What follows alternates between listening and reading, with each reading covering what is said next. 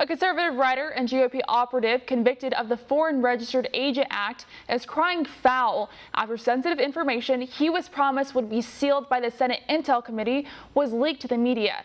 He spoke to One America's Neil W. McCabe in Washington and has this report.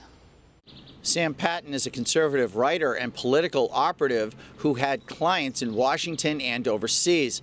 He told One America News that he wants the Senate to investigate how his confidential information he voluntarily submitted to the Senate Intelligence Committee ended up in the hands of hostile reporters and Daniel Jones, who raised money from George Soros and actor Rob Reiner to keep the Russian collusion hoax alive.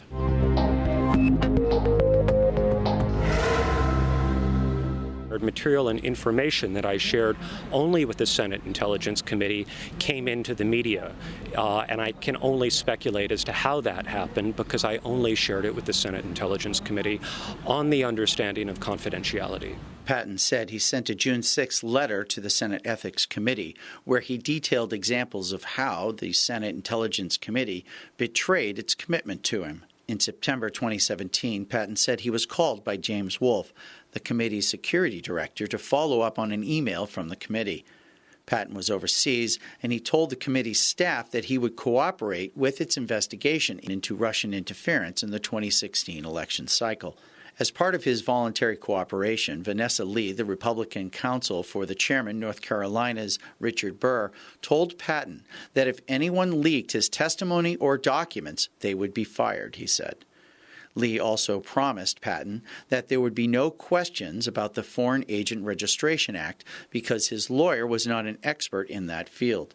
Patton turned in a box of documents October 30th and testified January 5th, 2018. Despite the promise from Vanessa Lee, Patton's 5 hours of testimony quickly delved into Patton's political consulting business and overseas clients. Within an hour of his interview ending, BuzzFeed reporter Anthony Comier had already called Patton's Ukrainian client and partner Konstantin Kilimnik to ask him about different aspects and details of Patton's testimony. It was a violation of the rules and the agreement under which I went in to voluntarily be interviewed by the Senate Intelligence Committee.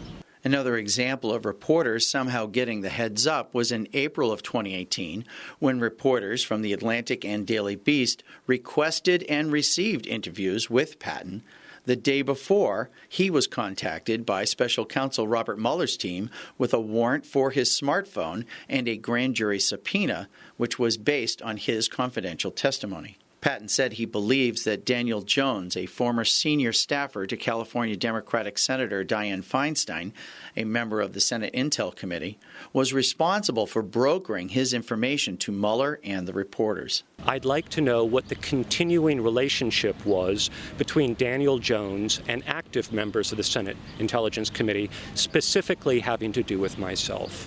One America News reviewed tax documents from the 2017 tax filings from Jones's organization, the Democracy Integrity Fund.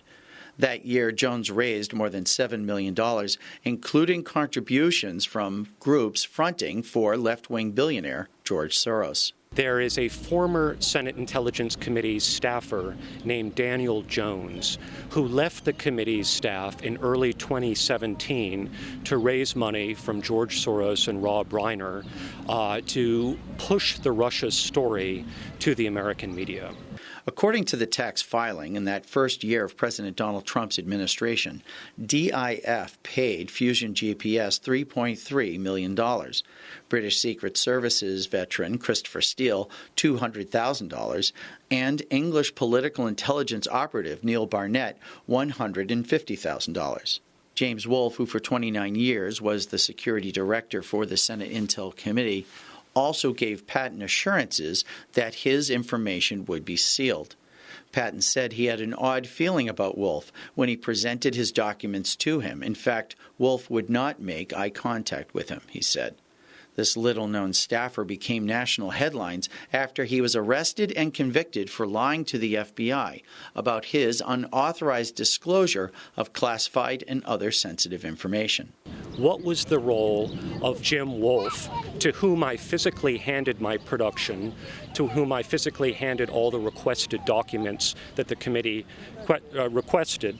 Washington, D.C. U.S. Attorney Jessica Liu said Wolf's behavior was an extraordinary betrayal of the public trust.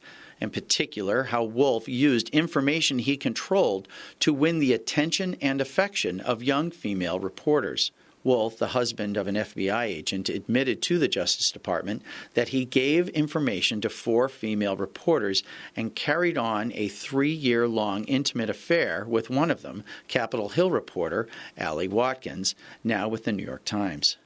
Patton's own legal problems stemmed from his dealing with the committee. He told the committee that he paid $50,000 for 4 tickets to the Trump inauguration for Konstantin Kilimnik, which was legal.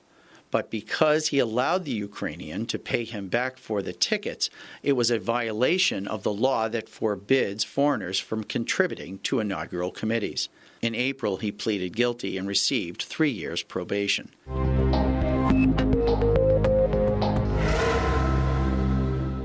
Special counsel Robert Mueller described Kilimnik, Patton's business partner and client, as an asset of Russian intelligence in the Mueller report.